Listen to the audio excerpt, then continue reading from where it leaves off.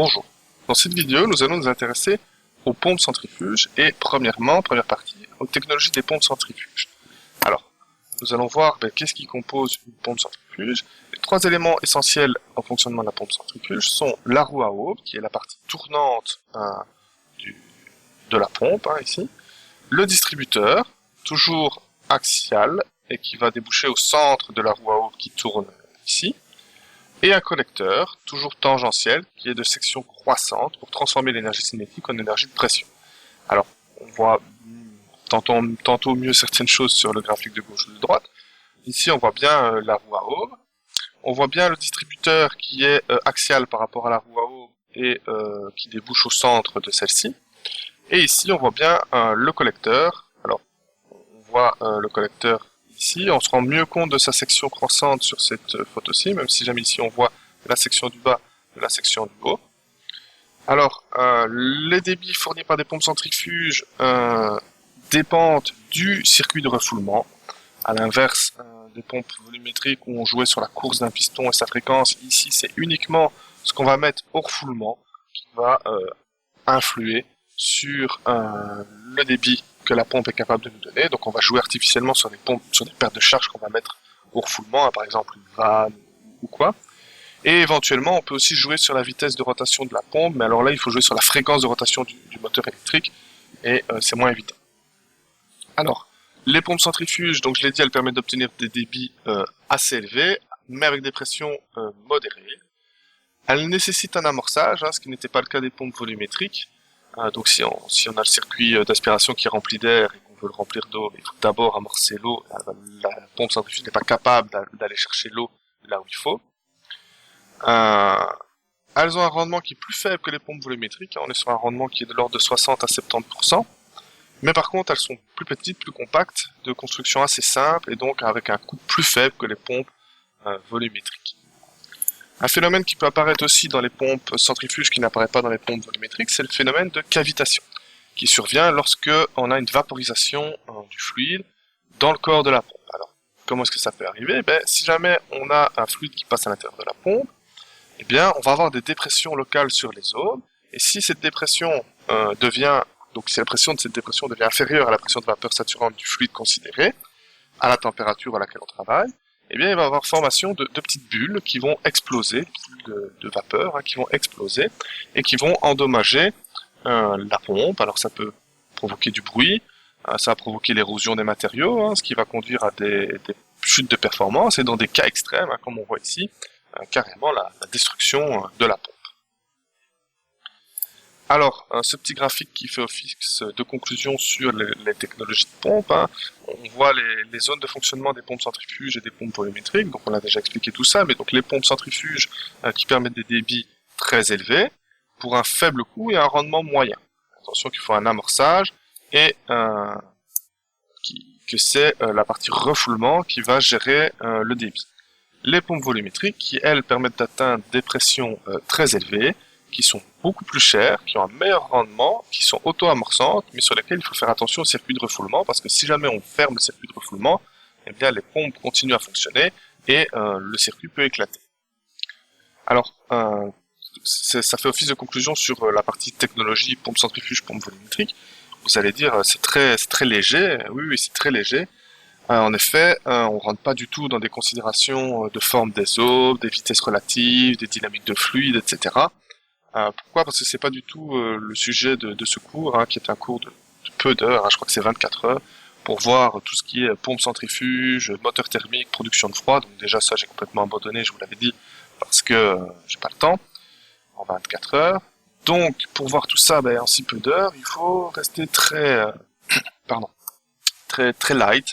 Ok, donc maintenant si jamais vous voulez des ouvrages de référence sur les pompes centrifuges, on va vraiment dans le détail, il y a un livre de 1300 pages juste là-dessus. Je peux évidemment vous communiquer ces informations. Mais donc ici, on reste volontairement au-dessus, on survole cette matière, de façon à pouvoir après dimensionner une petite pompe centrifuge. On fera un exercice ou deux par la suite. Mais voilà, ça reste très léger. Alors, on va maintenant s'intéresser au dimensionnement des pompes centrifuges, à savoir les courtes caractéristiques de ces pompes. Il faut savoir qu'il y a trois courbes caractéristiques à une pompe centrifuge. La courbe numéro 1 qu'on appelle la caractéristique, la courbe caractéristique, la courbe de rendement et le NPSH. Alors, on va d'abord s'intéresser à la courbe caractéristique. Là aussi, ces notions de courbe, bon, ça va être un peu abstrait au début, mais une fois qu'on fera un exercice ou deux, vous comprendrez mieux le système de courbe de réseau, le NPSH, etc. Alors, premièrement, on va étudier la courbe caractéristique d'une pompe centrifuge, et donc on va repartir de l'équation de Bernoulli. On sait que on a la pression d'aspiration. Alors, je suis désolé, j'écris pas très bien avec la tablette graphique, mais j'espère que vous suivrez dans le cours en même temps.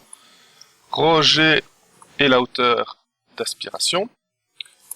La vitesse au carré d'aspiration sur 2, plus l'énergie fournie par la pompe, qu'on appelle delta P pompe.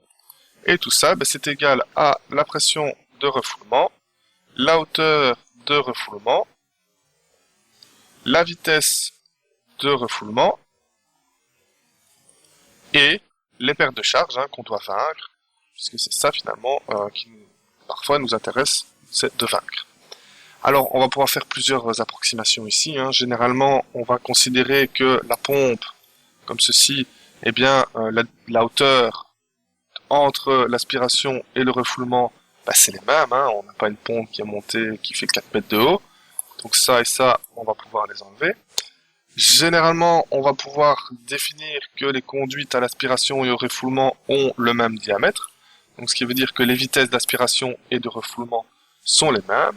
Et donc on arrive à une équation beaucoup plus simple qui est pression d'aspiration plus delta P pompe qui est égale à la pression de refoulement plus les pertes de charge à vaincre. On peut remplacer le terme ici delta P pompe par son équivalent en hauteur manométrique. Je vous renvoie vers la première vidéo. Donc, oula, ça bouge, je suis désolé. Si on écrit que delta P pompe ici, c'est rho G fois une hauteur HMT que je vais appeler théorique, parce que on verra qu'après il y a une HMT réelle due aux pertes de charge. Eh bien, je vais pouvoir écrire ici que la pression d'aspiration plus rho G HMT théorique, c'est égal à la pression de refoulement plus les pertes de charge. Et donc, ce terme-là, donc ça je vais le faire passer de l'autre côté. Je vais donc avoir ici que la pression de refoulement moins la pression d'aspiration, c'est égal, donc j'ai fait simplement passer pression d'aspiration qui était là par ici, et je vais faire passer delta PF par là.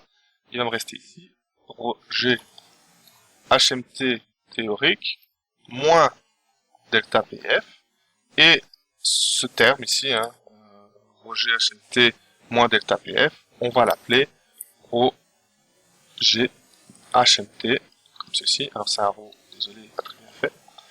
Et donc, si je m'intéresse à cette partie-ci, je vois, bon, là, après il y a les rejets qui apparaissent, on peut les faire disparaître si jamais on veut les faire disparaître, mais en tout cas ce qui est intéressant de remarquer, c'est qu'ici j'ai une hauteur manométrique théorique qui a tendance à décroître avec les paires de charge. Or, dans les paires de charge, je ne reviens pas dessus, vous retournerez voir la première vidéo, mais il y a un terme C carré qui apparaît. Et ce terme C carré, lui, est directement en fonction du débit, QV, au carré même. Et du coup, ça veut dire que plus je vais augmenter le débit de fonctionnement de mon circuit. Hop. Donc ici je vais avoir le débit, ici je vais avoir HMT. Eh bien, si j'ai pas de débit, si le QV égale 0, ça veut dire que les paires de charge ici valent 0, et donc ça veut dire que HMT théorique égale HMT ici. Je vais avoir mon maximum de fonctionnement ici. Par contre, plus je veux augmenter le débit QV, plus le terme delta PF va augmenter, et augmenter fort et vite. Et donc plus HMT total va diminuer fort et vite, comme ceci. C'est la courbe qu'on voit ici dans ce graphique. Alors si jamais on a une autre vitesse de rotation, on a la courbe qui est là, c'est la loi des similitudes. Éventuellement je pourrais revenir là-dessus si vous le voulez, mais voilà. Donc la deuxième courbe qui est intéressante, c'est la courbe de rendement. Alors la courbe de rendement, bon, il n'y a pas vraiment de démonstration à faire dessus. On sait que le rendement, c'est la puissance hydraulique qui est capable de donner la pompe divisée par la puissance que va consommer ma pompe de manière électrique. Du coup, on voit que si la puissance hydraulique c'est QV rho HMT, eh bien, on va voir apparaître au niveau du rendement un maximum ici pour le rendement en fonction du volume, du débit pardon, qui va du coup donner une allure à cette courbe. La hauteur manométrique va décroître avec le débit et donc le rendement présente un maximum qui est ici. Alors ça fait référence à la courbe d'avant évidemment, hein, puisque comme la hauteur manométrique décroît, on l'a vu juste avant dans la courbe caractéristique, eh bien on a quelque chose qui apparaît comme ceci. Le point suivant, c'est ce qu'on appelle le NPSH pour Net Positive Suction Head. Désolé, je parle très mal anglais. Mais en gros, qu'est-ce que ça représente le NPSH? Ça représente la dépression locale maximum qui peut avoir lieu dans une pompe pour éviter le phénomène de cavitation. Alors, on va l'appeler, je sais pas si, hop, voilà. Alors, on va voir dans la démonstration qu'il existe un NPSH dispo et un NPSH requis. Alors, je vais tout de suite repartir sur mon petit tableau blanc qui est ici. Hop, on va effacer ça. Et on va partir du principe que la dépression locale, donc maximum que je peux éviter, que je dois éviter un phénomène de cavitation, on va l'appeler delta, comme ceci. De telle manière que la pression d'aspiration moins cette quantité delta doit être supérieure à la pression de vaporisation de mon fluide, hein, sans quoi, eh bien, je vais faire apparaître une cavitation dans ma pompe. On va donc définir le NPSH comme étant la pression d'aspiration sur ρg moins la pression de vapeur saturante sur ρg ici. Si on considère une pompe ici qui va me permettre de monter du fluide comme ceci, hop.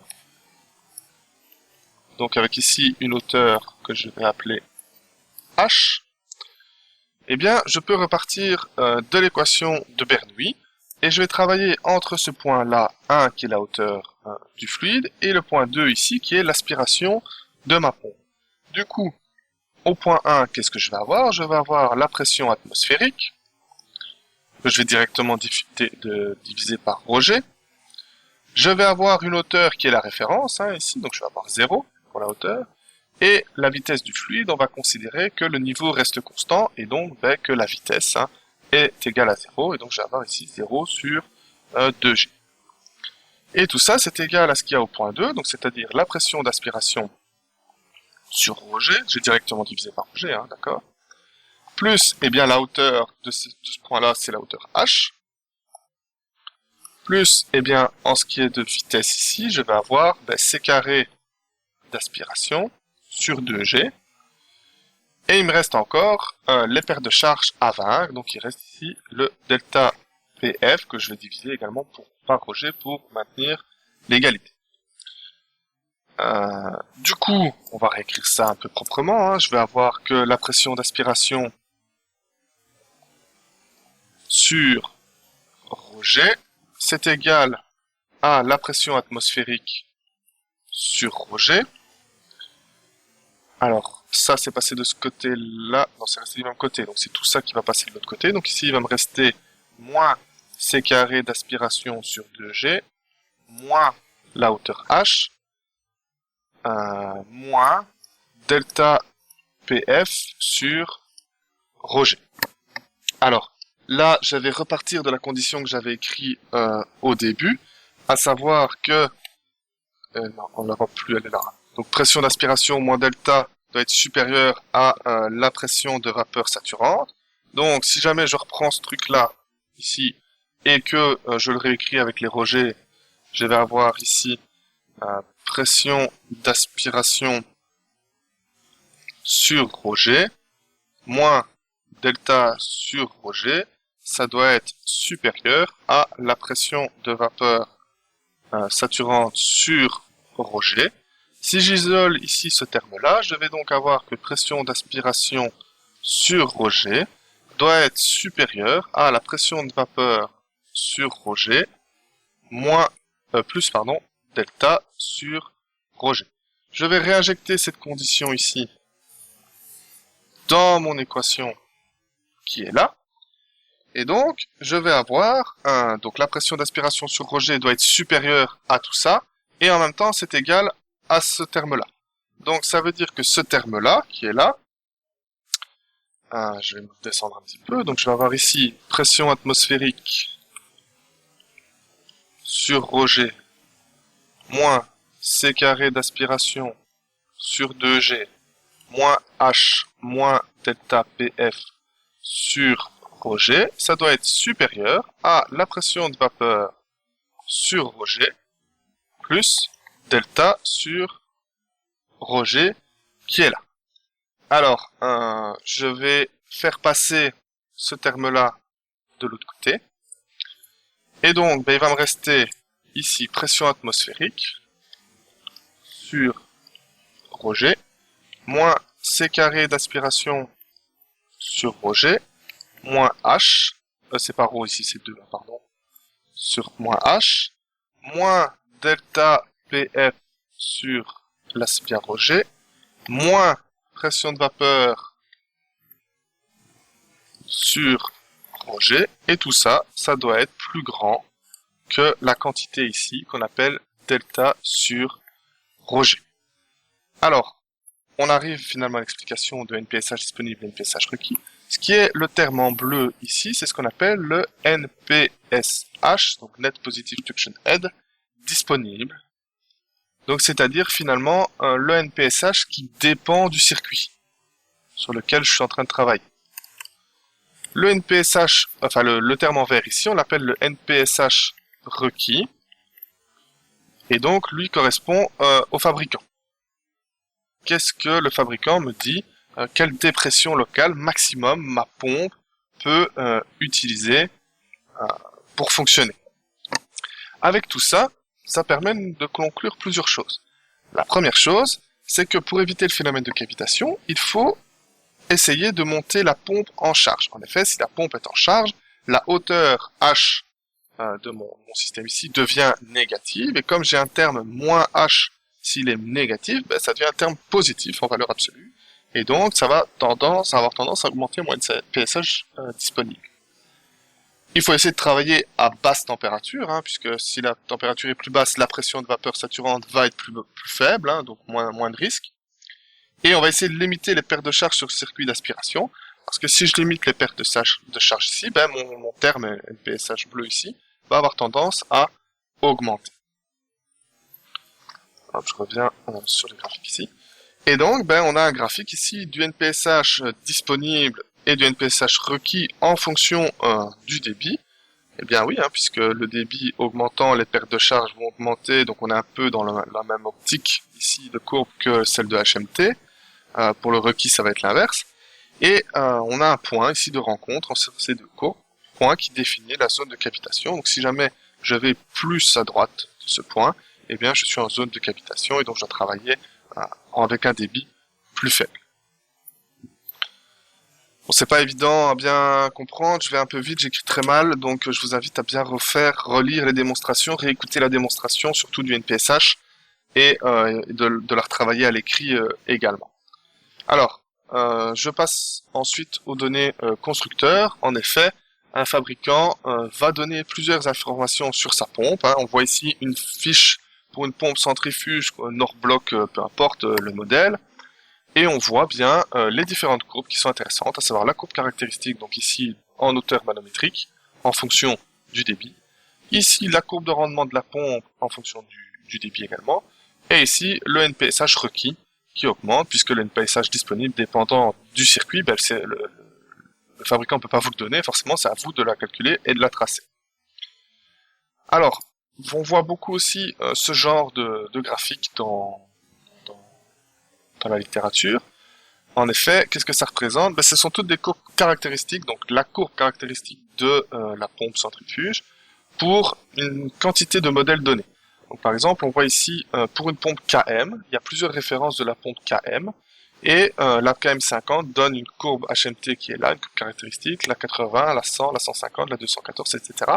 Et ça sera à vous, en fonction de votre, excusez-moi, en fonction de votre circuit, de déterminer si vous avez plus besoin d'une KM50, d'une KM80, d'une KM100, d'une KM150 ou 214.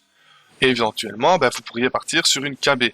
Alors je sais pas la différence entre une KM et une KB, hein, il doit y avoir quelque chose. Ça c'est à voir avec le fabricant aussi, hein, si vous conseillez plus une KB, plus une KM.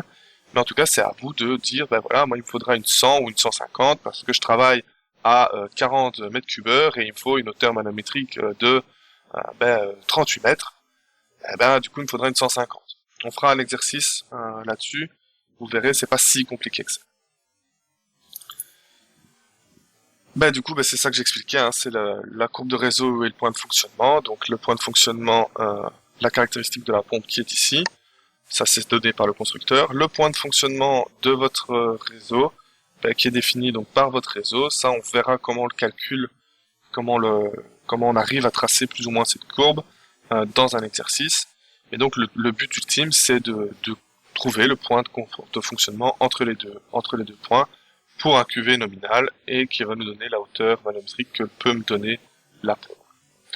Voilà, je vous remercie pour votre écoute et à bientôt.